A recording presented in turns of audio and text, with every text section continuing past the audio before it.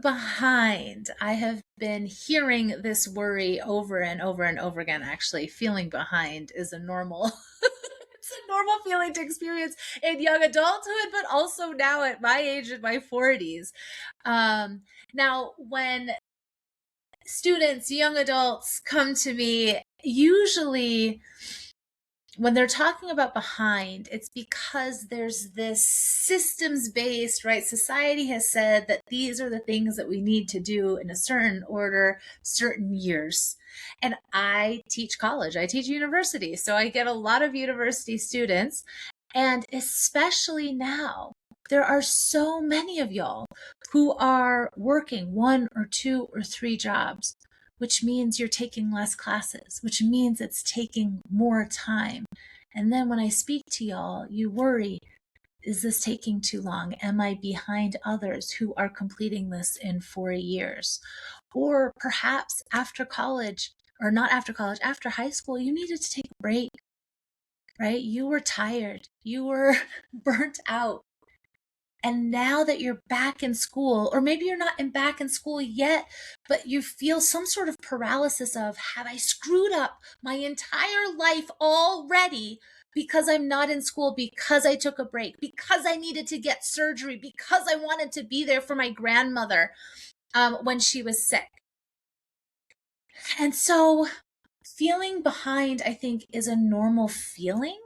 I think at my age, but it's interesting because when I hear it from y'all, I have one of two reactions. I'm like, behind what? Or behind whom? Like, who are we comparing ourselves to? Because if we think about it, even college, the amount of years that we're in college is totally arbitrary. Even if you go to different countries, college sometimes lasts 3 years or 6 years or 5 years. It's not always 4 years. Somebody just that was like, here in the United States, your college degree will take 4 years. High school. If you go to high school in France, it's 3 years. It's not even 4 years. Some people they don't do 12 years of schooling. They do 13 years of schooling, and then they go on to a university if they want to. So again, y'all, the years are made up. I actually think that it's a strange thing for us to be like, there's a one size fits all system or structure. I think about it this way sometimes, where I think I watch a lot of rom-coms. I love the romance. I love happy endings. But isn't it interesting in these rom-coms that the end of the movie tends to come when the relationship is solidified. Roll credits when they have their first kiss. Roll credits when they get married. Roll credits. It's like we've got a lot of answers for the beginning stages of things. And then what do? We roll credits. Why? Because we never know how things are going to go. We can be prescriptive about certain things, but then what? Then we don't have answers. Now, for those of y'all who are young adults, I think it's the same thing. We roll credits after college. We have these systems that are like, if you want to thrive in this world, here you go. Here's the prescription. You do 12 years of school, you get good grades, you get into a college, you go to college, you graduate college, and then roll credits. I'd venture to say it's because the adults who are rolling credits, who are telling you to do this thing, that this is going to make you survive and this thing is going to have you thrive, they don't know what's up. They don't know what the next steps are. So the easiest thing to do is to roll credits. And now you have the rest of your life in front of you. So now what do? I started this with feeling behind. So let's go back to feeling behind. So again, if we're time bound, if success means that it has to happen, like success comes when you meet certain measures set by other people and other people's timelines, then perhaps this feeling behind would logically make sense. Because I think the deep fear here is not that we're behind others necessarily, but there's a question of, am I doing this life right for me? Have I missed the time frame for me to be able to do this thing? Have I royally screwed up the rest of my life because I haven't made this choice or this decision yet? So I think there's deep-seated fears that are valid in, am I making choices that I want to be making? Am I making choices that are going to provide me with opportunities to thrive moving forward and even today? And one of the easiest sort of scapegoats is, well, shit, there's this timeline that people have set out. I see my friends on Facebook, not on Facebook anymore, on Snapchat or TikTok or whatever socials y'all are using, where I'm seeing them sort of thrive. I'm seeing them travel. I'm seeing them getting jobs. I'm seeing them getting a new apartment. I'm seeing them going to school. And if they're doing it, perhaps I'm not doing it right, okay, for my own life. Now, I have a perspective that may help. In this perspective, it's actually not possible for you to be behind on your own path of life. So let's logically walk through this analogy. So there's just you, this being, 1 out of 8 billion people, and it took however many, like the miracle that it is that you have arrived on this planet at this time. Okay. Now, you have this game. You have this life that you're living. You have this path that you're walking on, right? It started the day that you were born, and it's going to end whenever you pass on to what's next. Yes? That time frame. Can y'all see that nobody out of the 8 billion people even have the same length of time as you do to the second? No. I mean, now those of you who are statisticians be able to calculate. So maybe there's a small percentage chance, but y'all, so let's just say we're running this, like if we're thinking of something's being behind, it's like we're on this path and we're racing other people. And that there's a finish line, that there's like a winning finish line. That's the same for everybody, okay? So we're on this path that is just ours. It's our own time frame. It's our own length of time. Now, can y'all see that your friend who is traveling, your family member who is now in college and you're not, the person that got the apartment, I don't know, they have different timelines. They have different paths. They started their game at a different a different time frame. Their winning, their goal line, their finish line for whatever project they're working on is also different than yours. So you're on this path, they're on their own path. Even if you see each other's pathways or paths, how many times can I say paths in one video? Y'all can't necessarily be behind because they're on their own and you're on your own. You're not actually racing the same race. You're not playing the same game. You didn't start at the same time. You have different end goals. So this being behind is just not possible. You can cross paths and say hi. You could share a sandwich. You could take a little picnic. You can look at some wildflowers together. But you can't actually be behind because you're not running the same race. Now, let's say you were running the same race. I think of the tortoise and the hare. Yeah, the fable. And in the tortoise and the hare, they start the race and the hare goes really fast. Yes, and the turtles just, is it a tortoise or a turtle? Depends. They're just hanging out, walking. Yeah. But the hare runs really, really, really fast. Now, what happens in this story is the hare runs really, really fast, gets really tired, decides to take a nap. So I got a lot of time. And then by the time that they wake up from their nap, the tortoise has been chugging along at the tortoise's pace, but has now passed the hare because the hare slept for a while. And then the tortoise gets to whatever that arbitrary finish line first before the hare. Okay? This analogy works. Started at the same time and they had the same finish line. Can y'all see, for most of y'all in your lives, that you have a very unique starting point and end goal? okay, and finish line. But I think the context matters because they ran the race two different ways. It doesn't mean one is worse than the other. Sometimes we're going to want to sprint. And after the sprint, we're going to want to rest. Great. And then once we wake up, we may want to walk to our finish line. Some of us, consistency, 5 minutes at a time, a slower pace works really well because we don't have the capacity to sprint. Not only do we not have the capacity, maybe we don't want to because we just don't like it.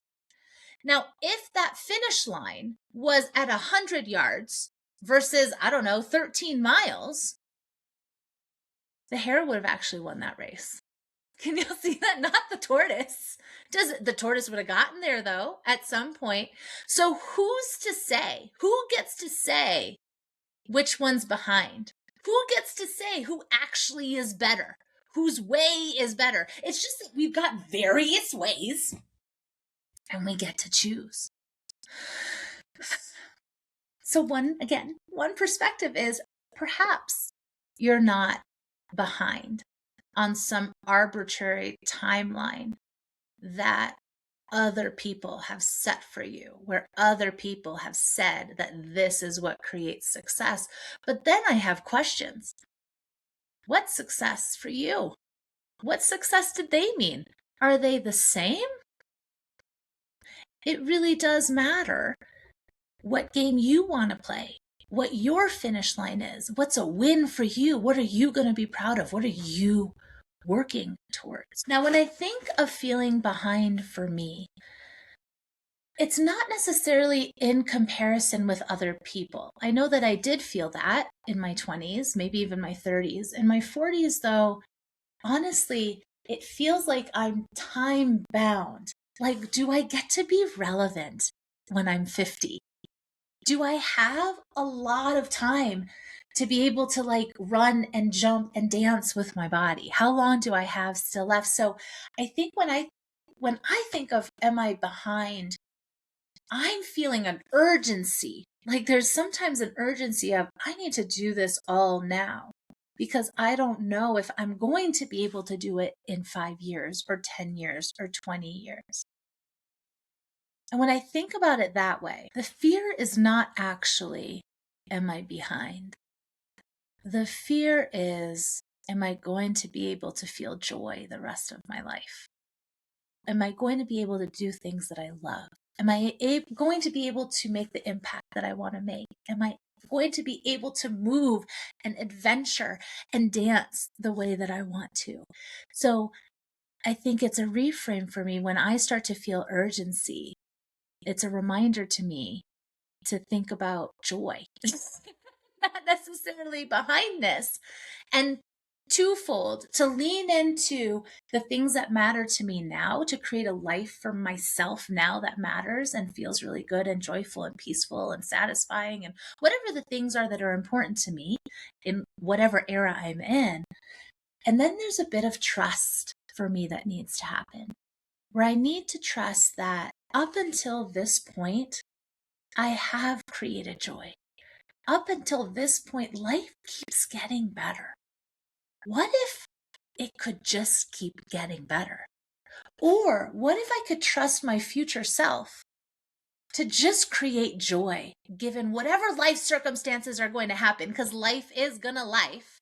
So given whatever life circumstances are gonna happen, can I just trust that CL in the future will create that joy?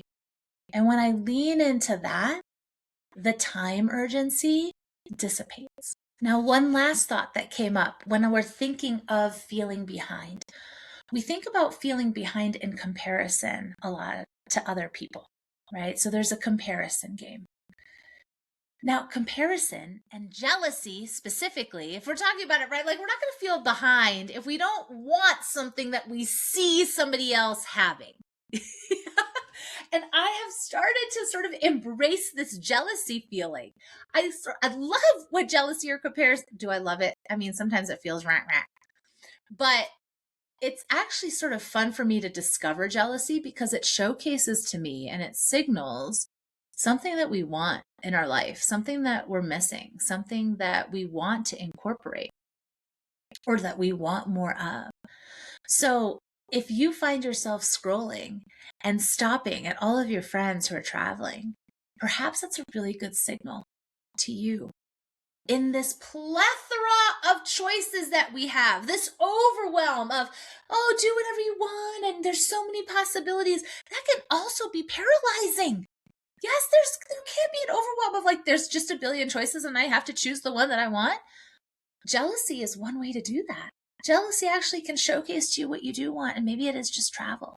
So out of the millions of possibilities, you're like, oh, actually, maybe I want to lean into travel. Or maybe it's an RV. Like, I want to simplify life. Or maybe you're stopping whenever somebody feels really peaceful or really satisfied. Or you wonder, I did have this moment. I thought about this the other day when I was drinking coffee in the morning, is when I had young kids, I went to a wedding.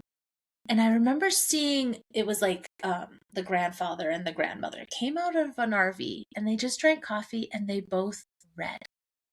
They just were reading in the morning.